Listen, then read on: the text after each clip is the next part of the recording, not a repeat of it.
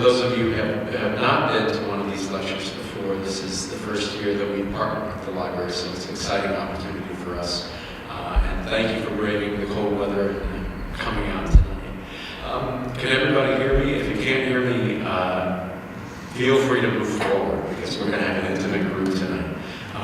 We will reserve some time towards the end of the evening for some questions and answers, so if you have anything, just keep a list of questions, and we'll get to those at the end. I have two wonderful guests with me tonight, and they're also longtime friends. To my right is Robert Tweten, who is our conductor for the Barber of Seville. And to his right is Matthew Ozawa, who is the director of the Barber of Seville. And both gentlemen are really, really wonderfully respected in the fields for their many, many talents. I've had the pleasure of knowing Bob, I think, since the first summer I ever went to Santa Fe, which would have been 21 years ago, believe it or not. Yeah. And Matthew and I worked together a lot in Chicago when we were both there. And it's always a great opportunity to put together a team for a new initiative. And that's one of the lucky parts about my job, is that I get to kind of take the experiences that I've had and see the opportunities and put them together in what I think will be a good ingredient mix for a recipe for a new opera initiative. Now, sometimes that's a brand new opera, but sometimes that's an opera that is a wonderfully loved traditional opera like we have with the Barber of Seville. And it was a decision that we made that we wanted to create a new production of the Barber of Seville.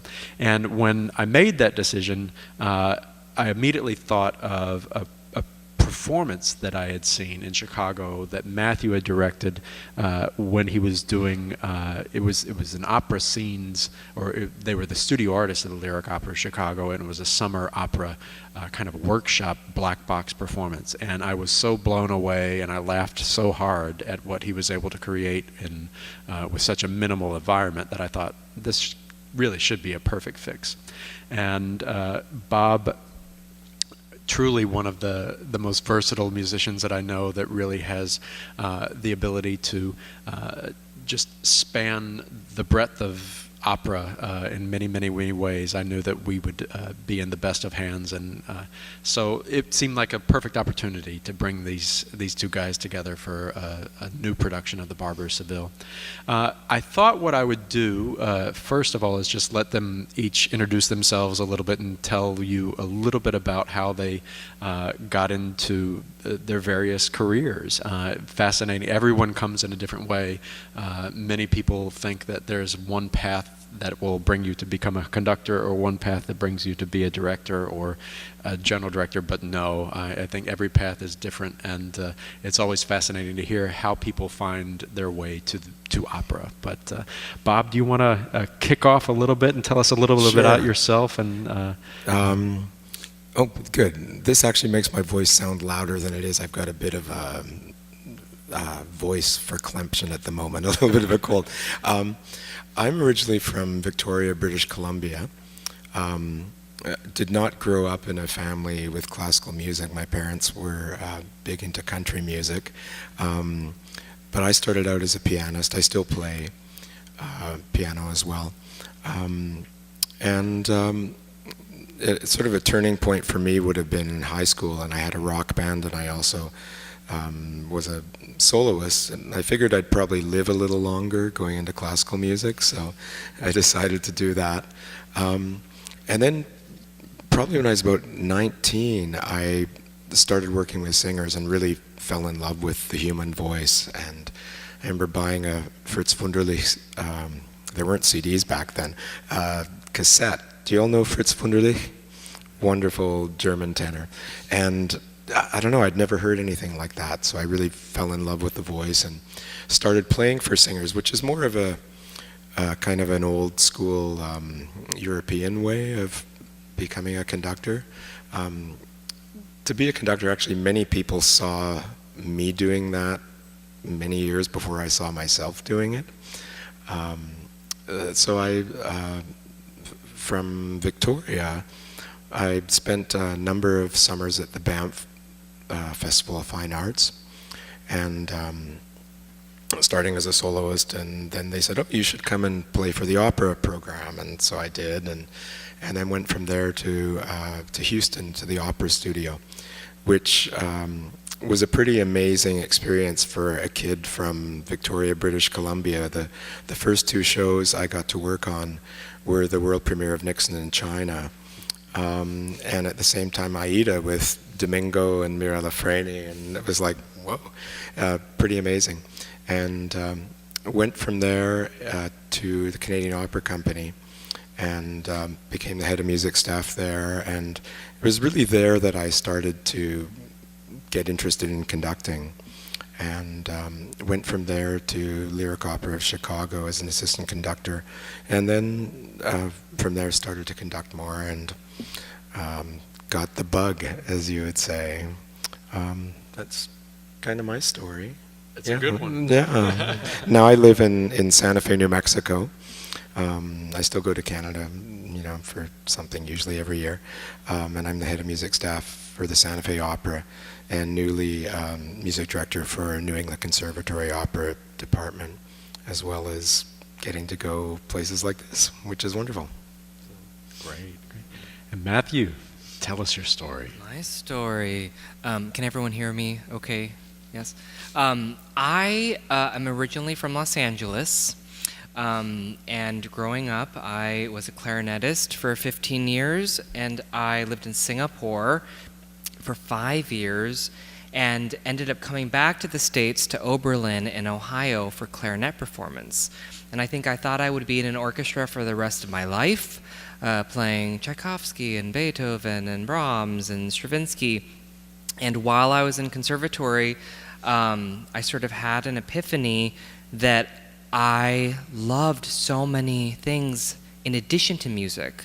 I loved theater, I loved dance, I loved history, I loved the arts, I loved film, and I loved working with people. And so while being in a practice room 8 hours a day was rewarding, I felt like there maybe was something else for me. And I remembered back to my childhood, I was in an Episcopal boys choir, and we were hired in San Diego to supplement the children's chorus at the San Diego Opera. So many, many years when I was a kid, I performed in Carmen and Bohème and Tosca, and I ended up going to every dress rehearsal to sort of see lots of really unusual pieces. I saw Rusalka and La Sonnambula and Eugene Onegin and Rappaccini's Daughter, and saw all this stuff when I was roughly like 8 or 9 years old. And something that they did in San Diego at the time is that they would bus in thousands of school kids, and during the intermission and before the show and after, they would keep the curtain out and allow you to see everything that was happening backstage. See the crew moving the scenery and the lights getting adjusted. And I have to say that memory stuck with me, 20 years later when I decided to become a director.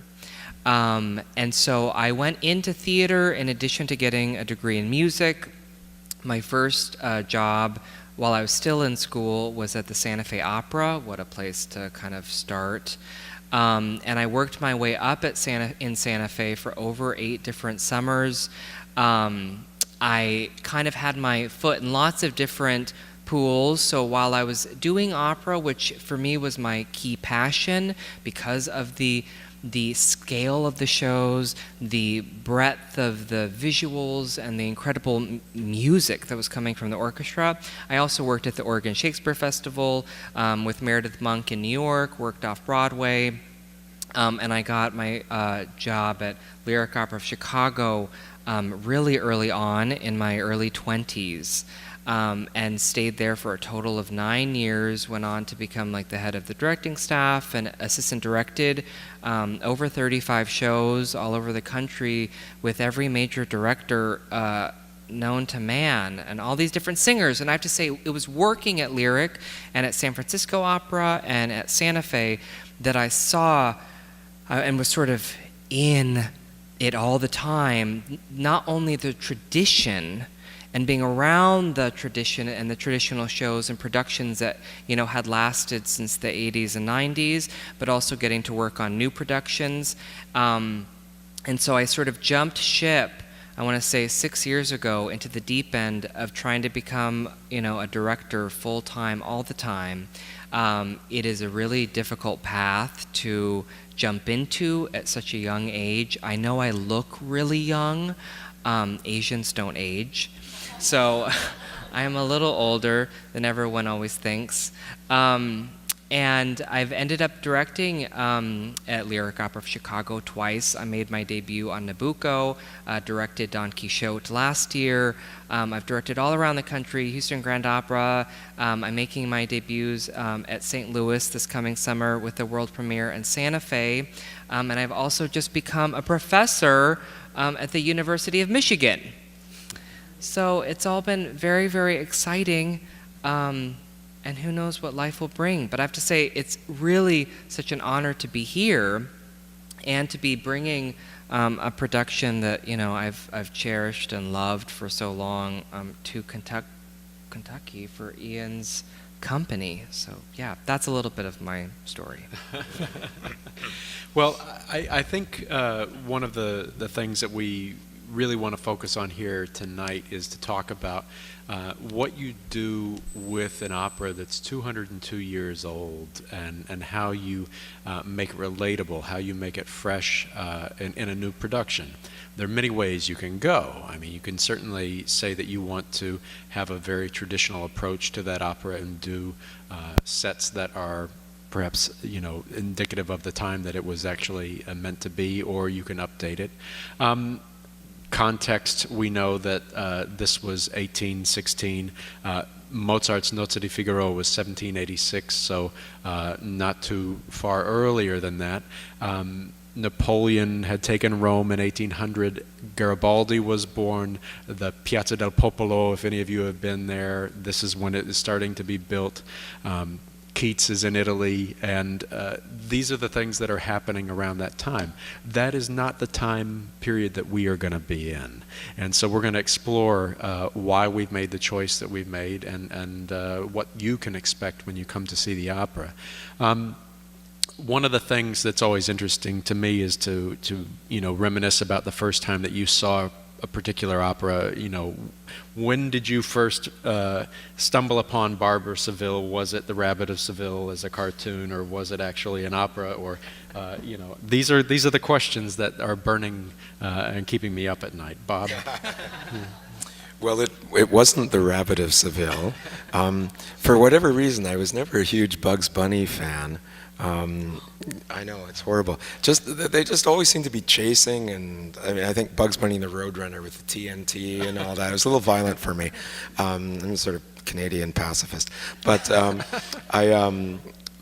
but you know, I have seen it and really liked it. My first experience, I believe, was at the Canadian Opera Company, and I don't know, it felt like I'd always been around operas like Carmen and Traviata and Tosca, and it struck me how funny it was. You know, at the Canadian Opera Company we had a double cast, and they were both very different. You know, we had one soprano Rosina, one mezzo Rosina.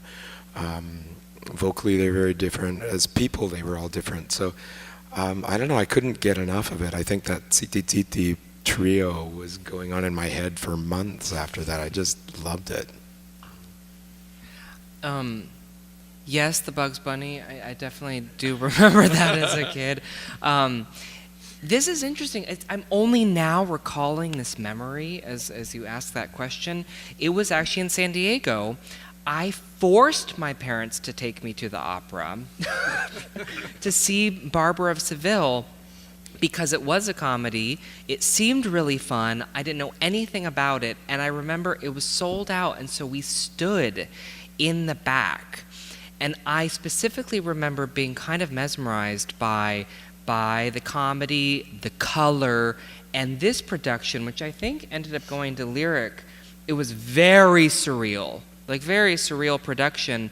There were like lots of clouds. That's that the production. Copley-Magritte production, yeah. The Magritte production. And I remember sitting on the floor, because of course I was a kid, and very tired. And I remember in the second half I sat in the aisle, which I'm sure is totally illegal, but I sat in the aisle to watch it because I couldn't really see, by standing there over the railing. And there was an image of like Rosina's face in lots of different sections. It got made into a giant flower. Just remember the giant flower. And then just deciding at that moment, I was like, I love Barber. This is the best opera. It's interesting that you bring that production up, because that wasn't the first one that I saw, but that was the most memorable production that I ever saw, and I saw it when I was in college in Dallas. That production was directed by John Copley. It was designed by John Conklin, I think, and it was inspired by Magritte, and so it had this very surrealistic tone throughout the whole thing. You had chairs that were floating on the walls, and the walls looked like clouds, and there was a whole bit with the storm scene with the hat and the canes and all these umbrellas and things like that. So it was that production that made me think, hey, you can update an opera and still be fantastical in your approach to it, and it can be funny and all of these things. So it was a great eye-opener for a lot of people, and it was very successful. I think Lyric still has it, and it goes everywhere. Did you ever work on that production as well? I played the recits for it. Okay, great, yeah. One of the things that is one of the stories of legend about Barber of Seville is that Rossini composed it in just under 3 weeks, which is amazing when you start to think about it. We're giving these guys 4 weeks to rehearse it and perform it. So, I mean, what do you think when you think, I've got 4 weeks to do it? Is that enough time? Or have you done a Barber since that one in Chicago? So this is really, I know we did another Barber in Chicago, but and was this enough time? Do you think, or do you feel like you're up against a wall here with?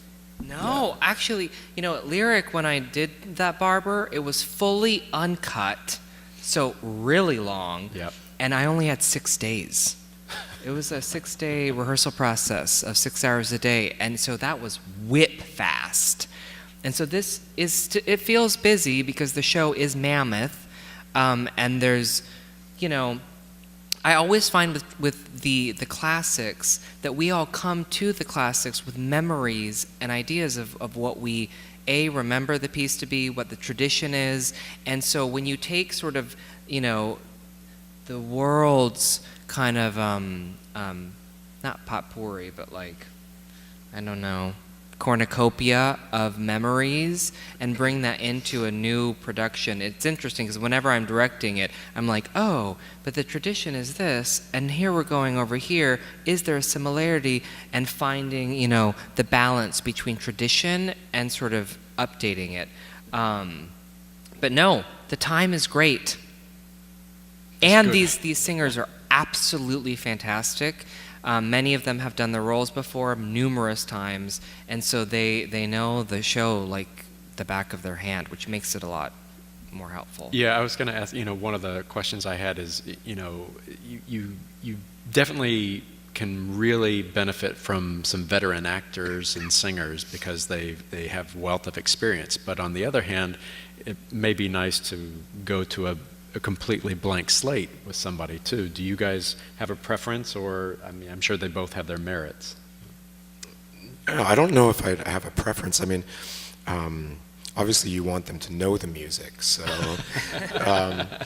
so we have like our tenor, the Count. He's doing it for his first time. He knows it cold, and because he hasn't done it, there's little things. I'm suggesting to him, today really is the first day of staging. Yesterday we did music, and he's obviously very clever and can adapt. Sometimes that is easier than someone who's done it the same way for 30 years. I did a Barber about 5 years ago with a Met singer who had probably done 70-something performances in the Met, and he was much further along in his career, and also much further along vocally. So the choices that needed to be made weren't always negotiable, let's say. And I got to the end of the first music rehearsal, and I was like, oh boy, what am I going to do? Because, part of my job, I have an idea for the whole opera, obviously how I feel it should go, but a big part of my job is to facilitate with the singers and make the best performance possible for them, and also to have a through line as a group. And like I always feel ensembles aren't necessarily so negotiable. I mean, I will say how things need to be, but when it comes to someone's aria, I want it to feel right for them and them not have to be staring at me all night to figure out what's going on. But in this case, I just didn't even know how I was going to make this aria work, because it felt like an aria that is maybe one or two different tempi normally had about 15 tempi in it. But that's also one of the interesting things of the job, is to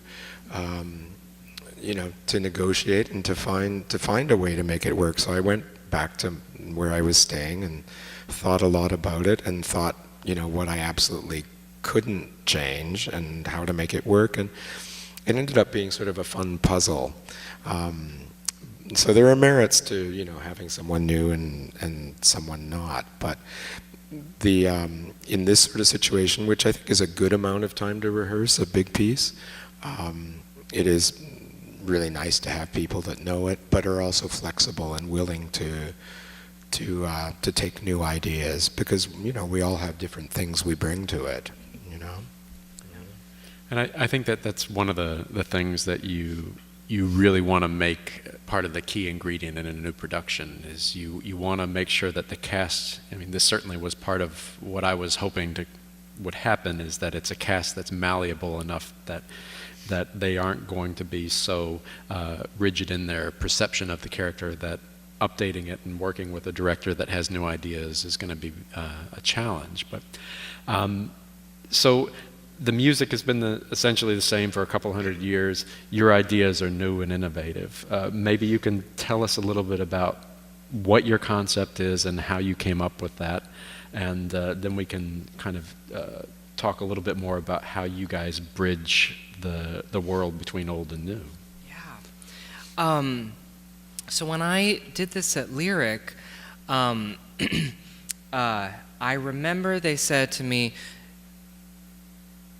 no budget. You have no budget. So you're going to have to pull things to make the show happen. And I remember looking at Barber and sort of investigating the comedy, and I thought, you know what? I want to set this in a movie film lot and have the Barber of Seville actually be the film that we're filming, but that there's a sort of outer world of the film world, of the divas who come waltzing on the set, the film director, the wardrobe crew, the lighting people, all the other people who make the magic happen. Again, now that I'm going back to my memory of what was so magical about directing for me, it was the backstage world. I was interested in finding a world that was both the backstage world, but also this world of the Barber of Seville.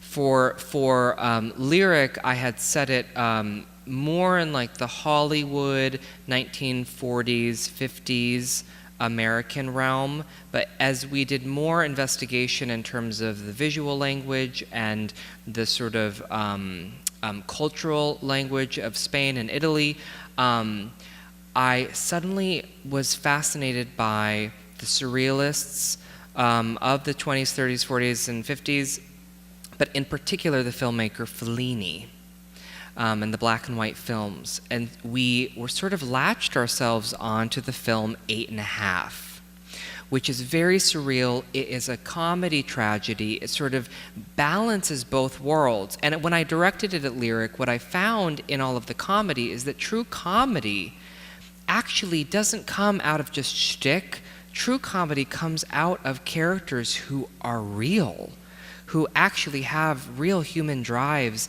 It is the action and the obstacles and what is standing in their way and how they choose to get through those obstacles that causes all the comedy. So while I was directing it, I kept finding these deep characters, because we have to remember that Rosina and the Count do become the Count and Countess from Figaro, right? Much later. So they go from the honeymoon period to a period in Mozart's Figaro where their marriage is not crumbling, but definitely on rockier terms. And so as we were looking at Fellini's 8½, I was so struck by the nature and the tension between the battle of the sexes, sort of men and women, and how they interact together, and what it means to have these relationships. In 8½, this man who is in film has these kind of affairs with all these different women, very different types of women.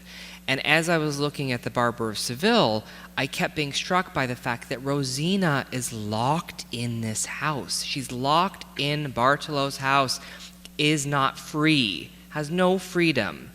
And her only source of possibility of dreaming for freedom is the Count, who of course is like serenading her outside of her, locked house. And in a weird way, he's transplanting on her an kind of idealism of who this woman is. Well, she is thinking about him. Oh, he may be my freedom. He may be the ticket for me to get out of this house. And that idea of a world of the patriarch, a world of men, and everyone sort of being subsumed and sort of obsessed by Rosina became this Fellini surreal world that is our show.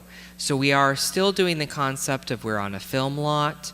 All of the actors you see backstage, and you see them in their sort of actor persona, but then you see them in real time in the film stage being filmed in the Barber of Seville with this camera that moves around throughout the night, and lots of scenic pieces that get moved, and lots of drops that sort of get layered in throughout the night, and in a weird surreal fashion, the layers of visual elements sort of speaks to different things that you're watching. So while you're taking in the comedy and taking in the drama, you'll see different things that will just kind of like seep into your brain, and add to the characterization and add to the comedy and the color of the visual language over the course of the show. That's great. One of the things that I think is also interesting is to understand what kind of preparation somebody has to do for the various sides of this. They are working together, make no mistake, but they are also two distinct worlds.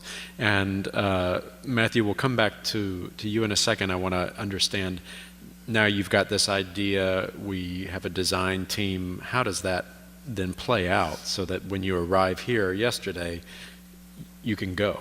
Bob, you have a whole different set of circumstances. You're not reinventing, you're not getting new music, but maybe you can tell us a little bit about the level of preparation, what you have to do, the work that you do in advance, or determining cuts, which we all do, or determining how the parts are marked, all of that kind of stuff. Maybe a little insight there. Sure. Well, with this piece, we're doing a critical edition that was done in, I believe, 1969 by Alberto Zedda. With Barber, these pieces weren't written. If Rossini thought we were doing this 202 years later, he would, I'm sure he would have been shocked. He wrote so many operas so quickly, and they were kind of meant for instant gratification, right? That being said, there's a reason why things weren't always written down very well. They're kind of written in shorthand. So some of these scores weren't even necessarily in Rossini's hand. shortly after he died, maybe even before, people started adding trombones and all this sort of stuff because, the musical trends changed. They wanted things to be a little fuller. So when we got into, the mid-20th century, there was a movement to go back and to see, what exactly did Rossini write. So the first critical edition was done by Zedda, which is what we're doing. And so the trombones were taken out. A lot of articulation was changed. It's kind of a leaner sort of orchestral sound than people got used to hearing. The same thing has happened with a lot of the bel canto, and with Handel, for example. People have gone back and say, okay, we have such fantastic musicologists. Since then, actually, there are other critical editions. People are kind of critical about some of these critical editions. I mean, like Philip Gossett, may he rest in peace, who's one of our most fantastic musicologists who's passed away in the last year, did a critical edition for Bärenreiter maybe in the last 10 years that I know they did at Lyric. Because they had been doing a series, they thought, well, we've got to get one out too. Some of these, it's always a new cost for companies to do critical editions. The Ricordi's been out for a while, so it's become pretty standard. But the very first time I conducted Barber, the company, they're like, oh, yeah, we want to do it, but we don't really want to pay for that. So I did what we call zediting it, so you edit and you take parts that are already there and you add things you want in. That was a huge amount of time.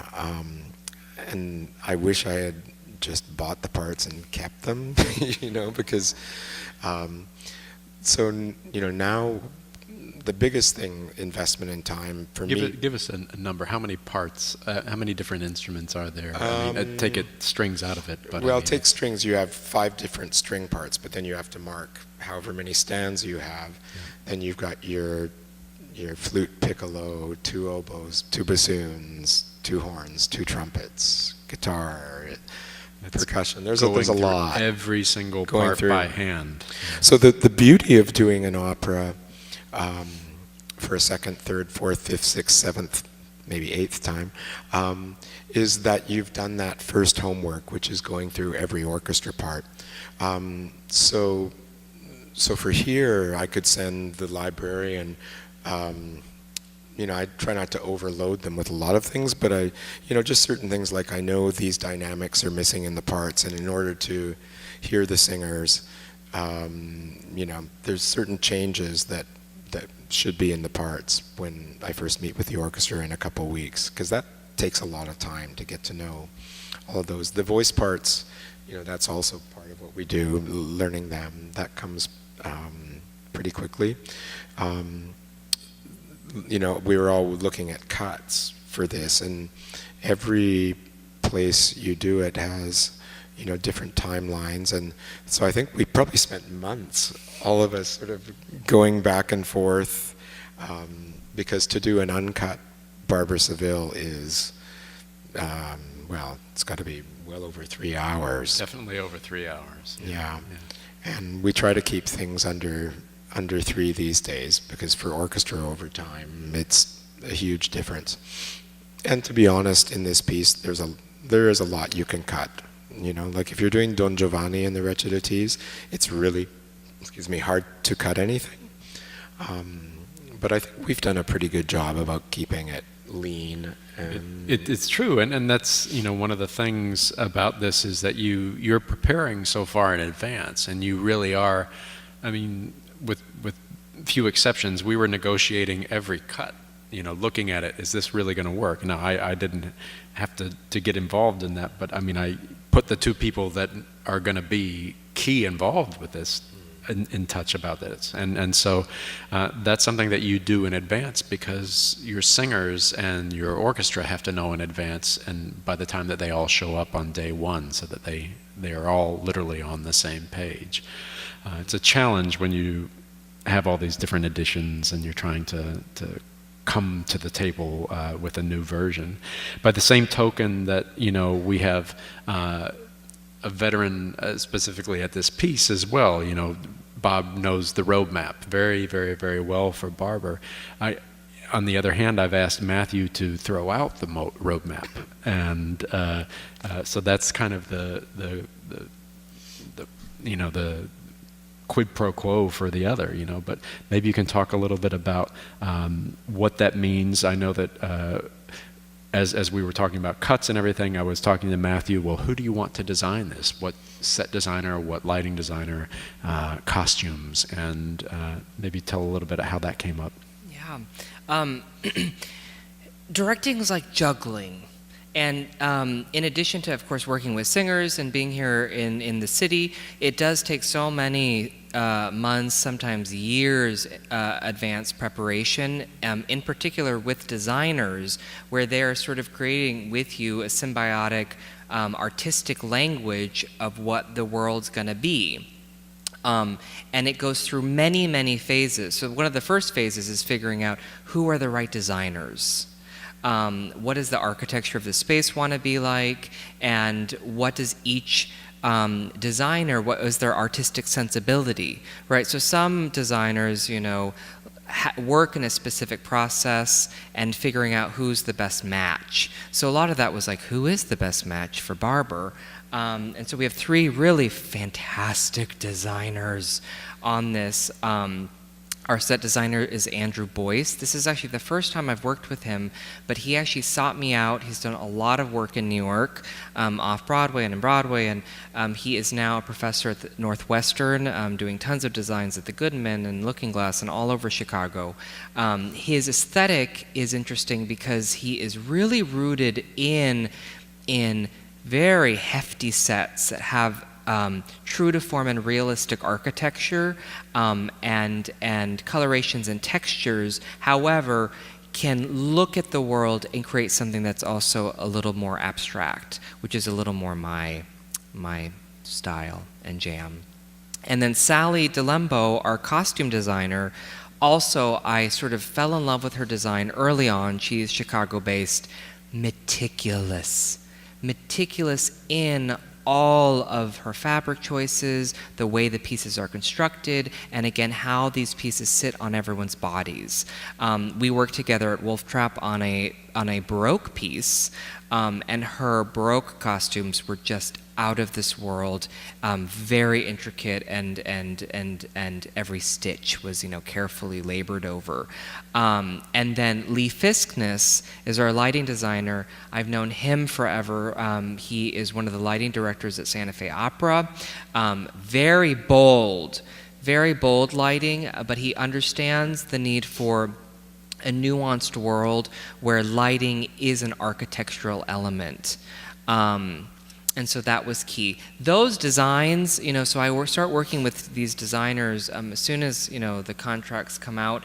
And so for this, I think it was like a year ago, even further. And so it goes through lots of rounds of designs as we're figuring out how the thing works and how the pieces of the scenery get shifted around, in addition to at what points are people making costume changes. This in particular is very complicated because you see everything backstage. So usually in the theater, you hide backstage. You're getting your water and, you're making your costume change and we're hiding all the magic. Here, all the magic is actually in front of you.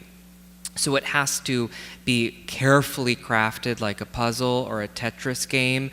Every single piece of furniture, every article of clothing, every water glass, every cigarette that gets smoked on the set has to be kind of crafted to figure out when and where are these things happening, and if they're on the wrong side of the stage, how do they get to the other stage. So it's a lot of planning. But for me as a director, I actually really dislike tyrant directors who tell everyone what to do.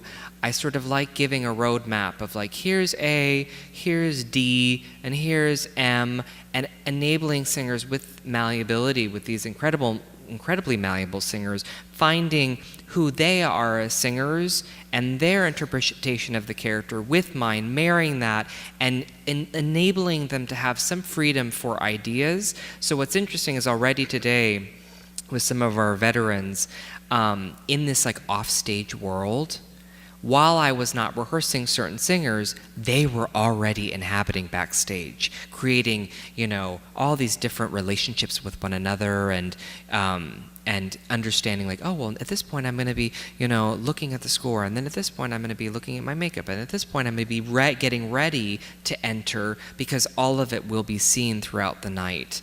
But it is a long process, and also understanding the score and the language. Is really important to me. Not every opera director, which is surprising, in our industry reads music or speaks the languages. Shocker. But I have to say that for me, it's integral. So being able to actually read the music and come up creatively with things based off of what is in the score and what are they saying in Italian is key. The recits are really hard because there's so much language, it's happening so quickly, and of course, most audiences are reading titles while the action is happening. That with comedy is so tricky, because if any title is off while the comedy is happening in the action and it's whipping by, it's a matter of making sure that we're clear storytelling on stage, the titles are clear, and the relationship between the two for you is really clear. So it's all storytelling. Great. And we'll come back in a little bit more of that, but I think, can we just, Bob, can you give a little description of what recitative actually is and a little detail? You actually are going to be playing the accompaniment for recitative, so give us a little background on that. Yeah, well, recitative is, you have the set numbers in opera. It's something that sort of went by the wayside, where you get Wagner and Puccini and composers, they wanted to through compose. You have your set numbers, which, your arias, your duets, quintets, which are, the words often repeat. They're usually, you get to the point in the story and you get so excited you have to sing about something, right? Recitative, the words don't repeat. It's, the plot moves quite quickly through the recitatives, right? There's a lot of text. So, Rossini probably didn't even write the music for the recitatives in Barber of Seville. He did for his first few operas, and then he would farm that out because there's so many words. He was trying to get, the big pieces done. But they're very simple keyboard accompaniment. Sometimes you would add, say, a cello for the bass line. Sometimes with Mozart, I will do it with cello. For Rossini, usually not. Partly because it's a little more malleable just to be playing myself.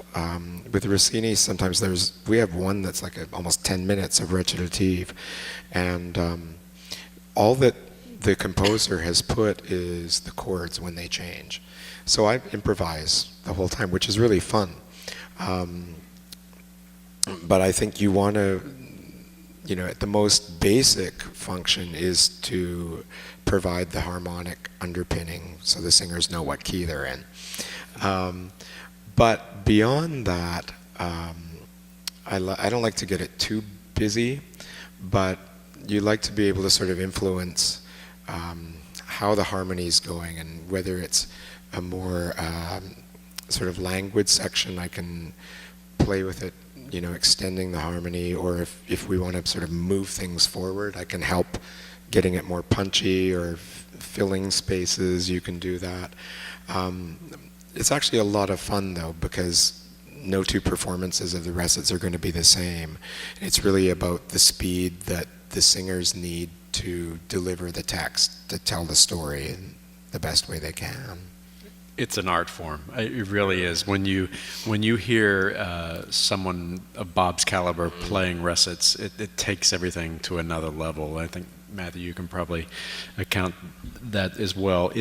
And There are different stylistic things that you do per composer. I mean, the way that you play a recit for Rossini is different than Mozart or Handel as well, and that's where you're relying on the musicianship of who all you've got there and the artists. But recits, some people call them, the action movers and the opera. That's where everything really, really propels. But they can also be frightfully boring if they are not sung well or staged well. But one of the things I wanted to ask about, we are performing Barber of Seville fully in Italian. Those of you that came to Abduction from the Seraglio last year, you'll remember that we did the dialogue, the spoken dialogue in English and the sung numbers in German.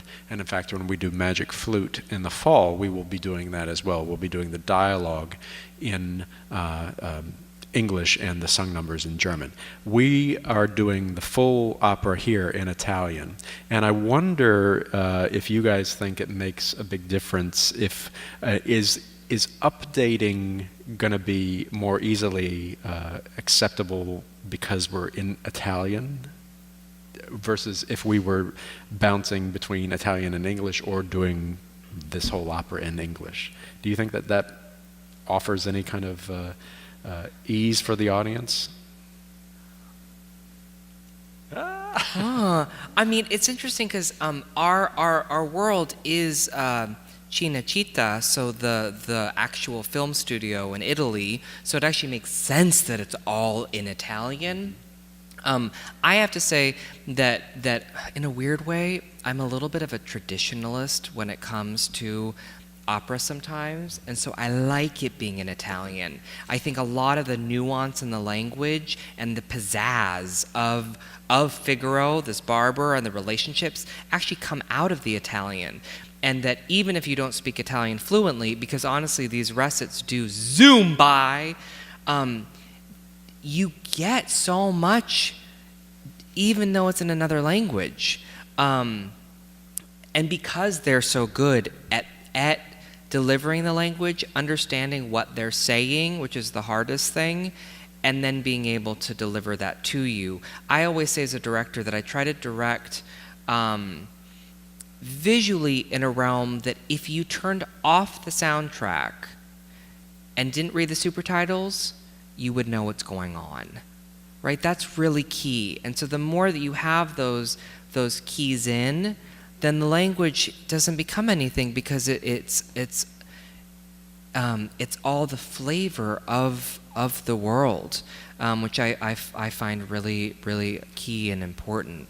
And like Ian was saying, when recits are done poorly, for example, right now I'm working with a lot of students on recits, and it's a painful road when it's their very first recit because there is so much text, because people are like, what is my sentence? And understanding what the words mean and all the different devices, it's like directing a play or directing Shakespeare and understanding, Shakespeare for many people doesn't necessarily sound like English. It's like some foreign language and people are like, what does it mean? Well, I always say great Shakespeare actors understand what they're saying. So when you, the actor, understand, it doesn't matter what you're saying, but you can translate that to an audience. The minute you don't understand what you're saying, then no one's going to understand. Yeah. I think it's become pretty normal now, actually, say with Magic Flute, to do the dialogue in English. I think I've even done that with Fidelio, going between German in the song and English for the dialogue. And I think sometimes for practical purposes of the audience understanding, but also for singers, if something's musical, it's easy to, as a not native speaker, be able to make it work with a certain amount of study. Whereas the spoken really has a lot more nuance in it. And I think, one thing too with, I haven't done an Italian opera in English for years and years and years. I know St. Louis does all of their operas in English, as does English National Opera. I went through Madame Butterfly with someone who was going to sing at an English National Opera last year, hearing Madame Butterfly in English, it's a very strange experience. So I'm not sure if the payoff of that immediate connection to the text is worth it. But also, with something of this size, to get singers who sing these roles a lot to learn it in another language would be really difficult. It's a huge investment of time. Whereas I think for a dialogue, it would be, something they're expected, especially if they're going to learn the dialogue in their own language. Then sure, no problem. But it'd be interesting to actually have a side by side, one night in Italian and get your opinion of what it's like experiencing it in English versus Italian. I think it was in the 70s or early 80s that the Houston Grand Opera used to do that. They had, let's say it was six performances of a production, and they would do 4, and then they in the original language, and then they do 2 in English. That stopped for various and sundry reasons. I think they did that when I was there with Cosi. Really? Yeah, because I remember they didn't. Well, the girl covering Fiordiligi was singing it in English, and she hadn't really learned it in Italian well enough. And she had a chance to go on, but she's like, "Oh, I'll sing it in English." Yeah. I'm like, no, that's not going to work. There are many famous stories. I was thinking about this. Sunday night I was at a benefit, and there was a soprano there named Lucina Mara, and I asked her because I had heard this story about her in Charlotte, where I grew up, and she had been flown in at the last minute to sing Tosca, I think, and for whatever reason they were doing Tosca in Charlotte in English, and she showed up. No one bothered to tell her that the whole cast was singing in English, and she was singing in Italian, so she just went with it, and it was just that mixed performance, and no one really minded. They were just happy to have a Tosca. I mean, she was more upset that they came to pick her up, and all they had was a Volkswagen, and she had this cart of luggage that wasn't going to fit in anything. So wow, old divas, yeah, it's great. You hear stories. My father-in-law was a tenor who sang in Europe a lot, and he'd be in performances where they'd have 3 languages sometimes back then. You'd have someone from Hungary and a French tenor and an Italian. It was sort of more normal back then. Absolutely, absolutely, yeah. The other question I just wanted to ask Matthew, I guess more in detail. So you have 8.5 as a great source of inspiration. Are we going to see? We've got costume renderings on our website of what you can expect from Sally. But are there Fellini characters? It seems like there are a lot of characters that are typical Fellini characters that are incorporated in these renderings, but do you have any associations with each of the principals, maybe? Yes. Well, actually, our Bartolo, you'll notice in his hair color that he is mirrored off of both Fellini and the lead in 8.5. So he has a double-toned hair. So half of it's black, half of it's white, which if you look at the film, you'll see that character has both. And his suit is actually fashioned off of Fellini's actual clothes. In terms of the women, both Berta and Rosina, they are fashioned off of La Dolce Vita? La Dolce Vita, yeah. In addition to 8.5. And you find that those women are very, vixen, va-va-voom women. So you'll see in some of the clothes that they are both 1960s. Some of them, she has many costumes, many costumes, but some of them are a little slightly more period, and some of them are a little more modern 1960s. Some of them are more masculine. She does wear pants in one of her scenes. The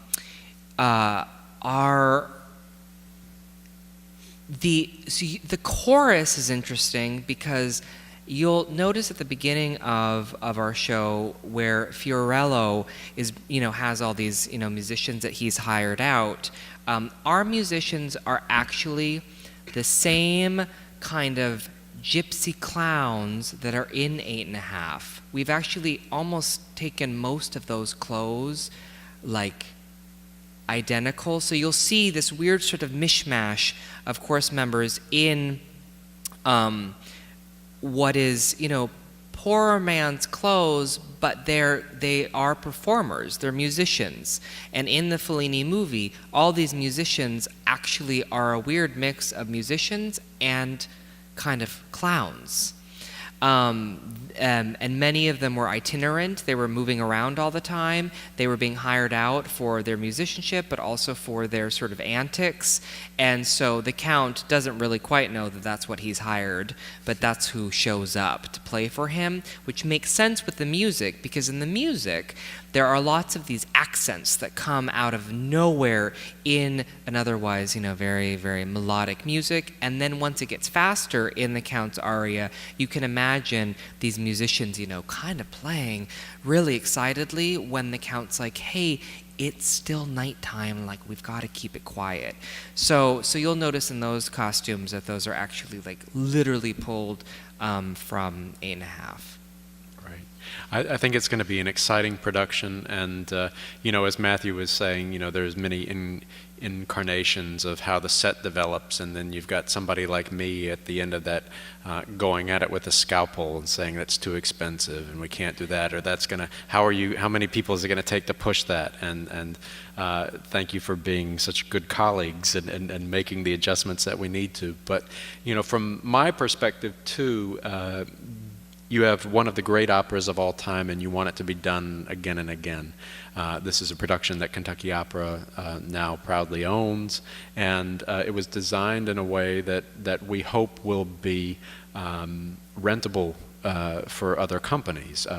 The Brown Theater is relatively small as far as big opera houses go, but we have limitations with wing space and upstage space, but we've designed something that is easy to store and is also transportable. And these costumes, fair number of costumes, yes, but they are also part of that package. So these are the things in my mind too, how much not only does it cost to build this thing, but what are we going to do afterwards, and how much does it cost to store it until we want to use it again or we're going to rent it out. So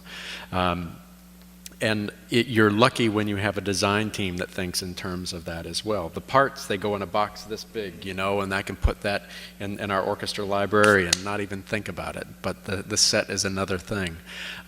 So those are elements of the business that, just to be full disclosure, I'm not just thinking about this production, but I'm thinking about how it can have a life later on. That really kind of culminates the essence of what we were trying to reveal to you. I hope that what you see is that we are doing something new and fresh, but at the same time honoring the tradition of this immense work. I think you'll find that it's going to be lovingly directed and conducted no matter what. And we haven't talked a lot about the cast, other to say that they're amazing, but I'm telling you, this is a first-rate cast, and we have a great chorus. So please, if you haven't bought tickets, buy tickets. It's going to be a wonderful night. We'd love to open up. If anybody has any questions, just feel free, raise your hand. There's not many of you here, but yes, ma'am. Just because of the fact you're at this point, and what you go back and ask, do opera companies borrow or rent costumes from other companies that have done a performance? Absolutely. For example, next season, our season is Magic Flute, Enemies, a Love Story, and Rigoletto. Rigoletto is a production that we are renting from New Orleans, and it's a very traditional set. And so therefore, they did not have costumes for that production. Sometimes companies just sell costumes because they don't want to keep them, or they get bought in another, they're used in another production. So we are renting costumes from another place, but you have to look and kind of make sure that the time period is complementary between the two elements. But yes, very common, very common. And costumes, maybe Yeah. you said so one costumes for another. Yes, yeah.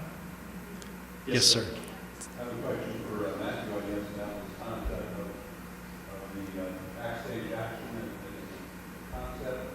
I'm not a big theater lady, but I know that's pretty tried and true, like noise is off and no power, and I think a couple seasons ago, the Met Opera did a scenario about the lead. Oh, yeah, they did it in a rehearsal room, right? Other than 8.5 and any of those other productions. The other productions didn't, but you know what really influenced me? My life in the theater. In a weird way, being backstage and working with so many famous singers and divas and directors and, being the liaison between the artistic teams, but also the administrative heads of companies and all the negotiation that happens. And I have to say, the best kind of most practical world is, I think, my own experience. Because I've seen every type of diva. I mean, I think we all have. And those, like Noise is Off is a great example in the sense that because it's backstage, on stage, off stage, there is so much additional comedy that comes from seeing those worlds flip-flopped back and forth. And it definitely kind of, I think, magnified the reality that it is really exciting to sometimes see the thing opened up and see these characters who behave one way maybe off stage but suddenly are someone else on stage. It just adds a whole nother layer that I find really kind of fun. So yes, I think all of those are influences, and then just being in it, in and out all the time for years, it definitely is. It's really interesting today, I thought, to see, we were talking about the difference between people doing roles for the first time and people who'd done them a lot, and there are a couple of our veterans. I just saw how much fun they're going to have with this, because it adds a whole new layer to their performance here. They probably thought they were going to come and do the normal Barber of Seville they did, and now they have this whole other layer to play with when they're off stage, which I think will transfer on, to their quote on stage things. It was really fun just to see that process start. Or like something to look out for is that Berta and Rosina in our production, I decided that they're the only women on stage the entire night. So we decided not to hire any super women, none of the crew, everyone, it will be men kind of surrounding these two women. But as they were working off stage today while I was doing a different scene, I did let both of them know. I said, hey, Berta, I believe, is a diva who has had a really kind of an incredible career, but Rosina is like that upstart who's starting to like rise. And so here she is doing the Barber of Seville. This is her first like big role. And Berta, the girl playing Berta, I said, and suddenly you're in a role where you don't sing forever, and you clearly want to keep making some kind of an appearance because you want to be seen, which tends to always happen with singers, right? They want to be center and they want to be seen.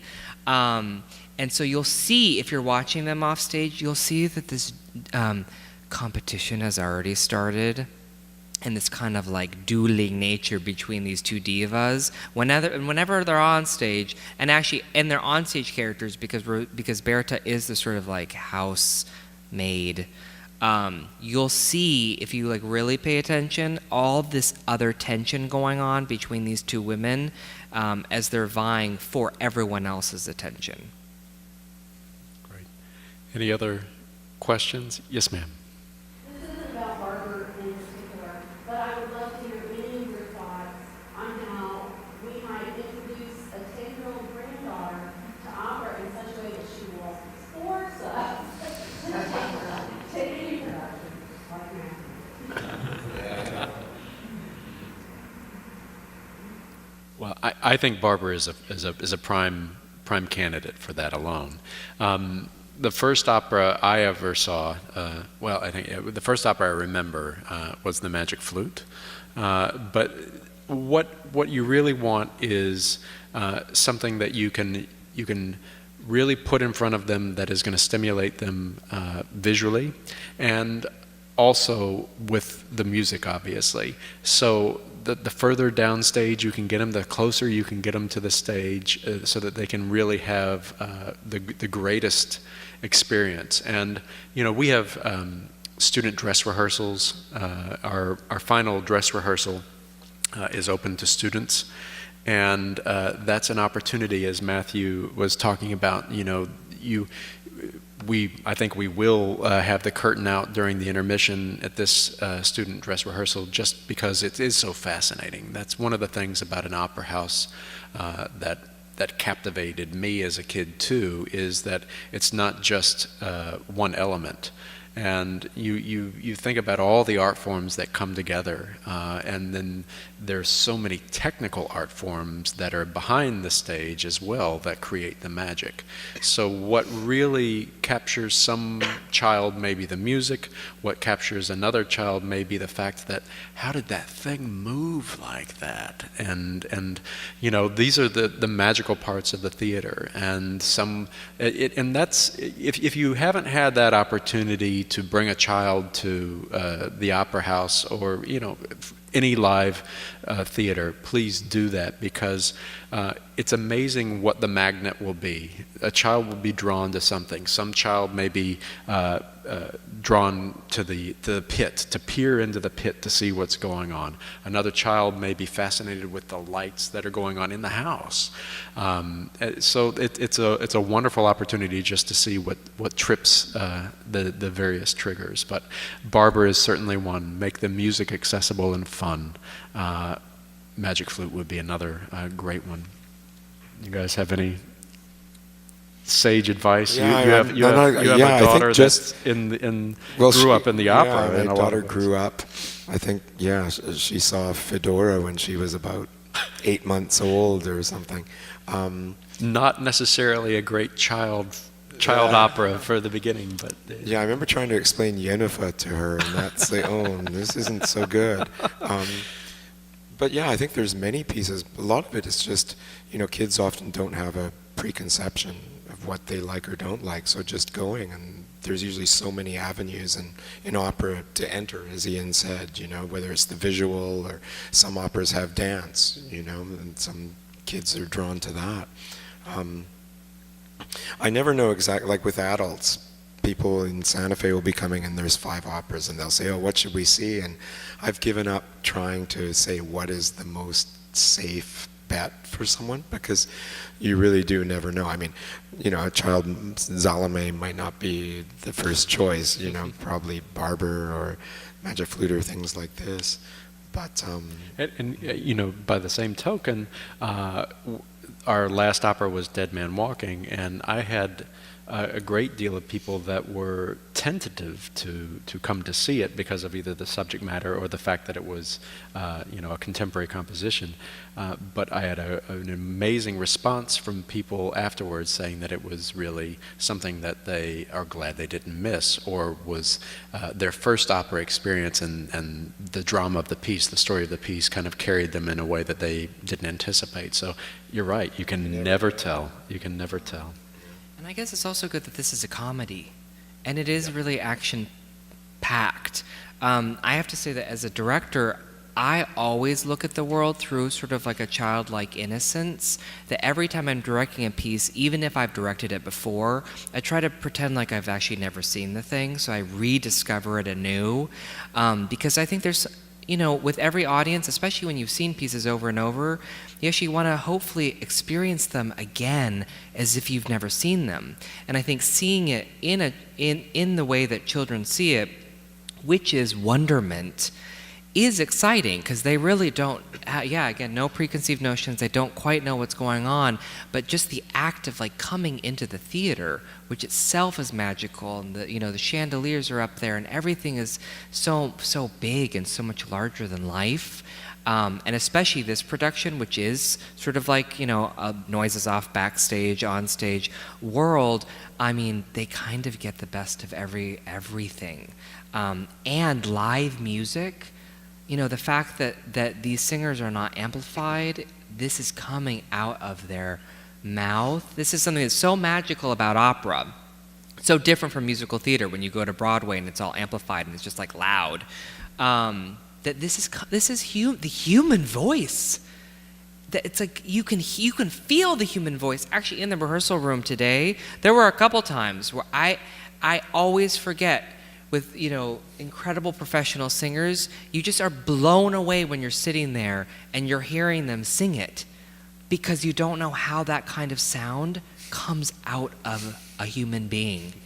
It is remarkable. It's totally remarkable. And for kids to actually witness that, especially when they're so used to like phones, TVs, things that are not, you can't touch, really have that interpersonal relationship. This is like an instant connection, which I think is exciting. Any other questions? Great. Well, I think you can see that one of the key ingredients, from my perspective, is making sure that you have a team, and these guys are definitely a team, and you're going to see a product of that relationship in just a few weeks. So thank you for coming tonight, and again, thank you, Art, for hosting us, and we hope you'll come to the opera. There's plenty of operatic paraphernalia out there on your way. We have not only information about the Barber of Seville, but our next season, which season tickets are now on sale for that as well. So have a lovely evening. Thank you.